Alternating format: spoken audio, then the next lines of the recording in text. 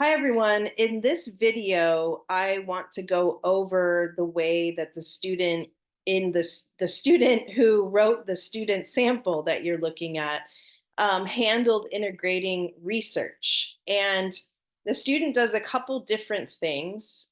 Sometimes there's direct quotations put in, and the individual that spoke that quotation or wrote that quotation would be placed in an in-text citation at the end of the sentence. There's also areas where the author paraphrases information and you still see that in-text citation at the end of the sentence. And then there's places where the student introduces the entire source and then still includes a page number as the in-text citation. The problem here is that where some of these in-text citations are.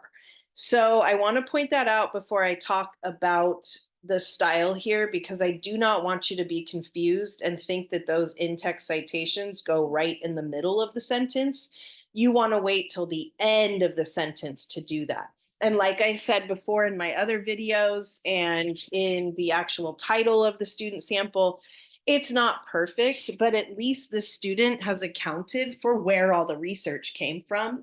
So if you misplace an in-text citation within the sentence, I'll point it out. But on this round of the essays, I would not mark you down for that because you're still accounting for where the source came. For example, right here, the student uses this in-text citation, but it should be brought to the end of the sentence. However, this student is successful in integrating research in more ways than one. Okay, so let's look at that. Um, Here's an example where a direct quotation is brought in. Lonely individuals are, quote, right, and then more likely to rely more on online relationships than face-to-face relationships. Now we wonder, where did that quotation come from? Oh, it came from this source here. Now, if we wanted to look up what that source was, we could go to the works cited page and find this name.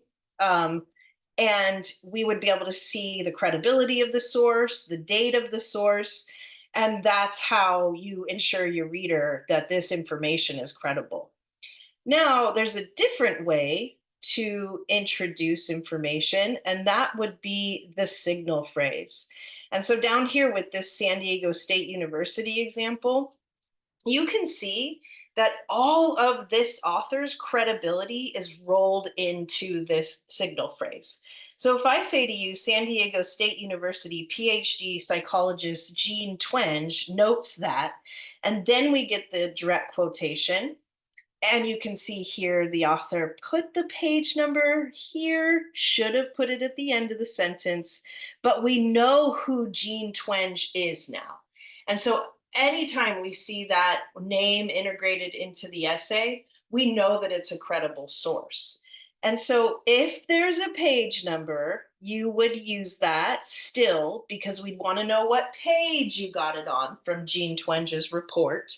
But if there is not a page number, then you just leave it as is. Because if you get a signal phrase and I can find where Jean Twenge is on your works cited, then you've done enough. So look, author is introduced here. If I go and I look at the works cited, I hope I'm going to find Twenge, and it should be towards the end because all of these things are alphabetized.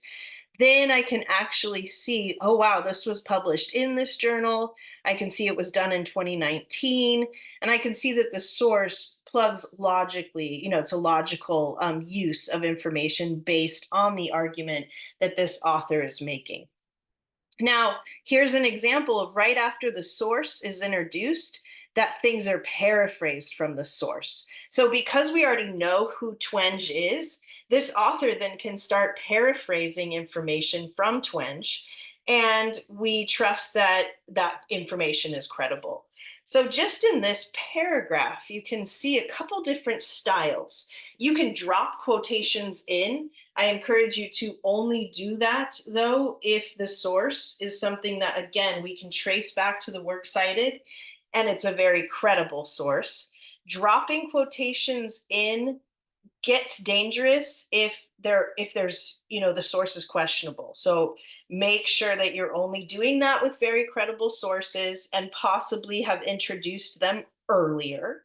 Um, and then if you actually want to use an entire signal phrase, remember, if there's a page number, you would put that at the end of the sentence.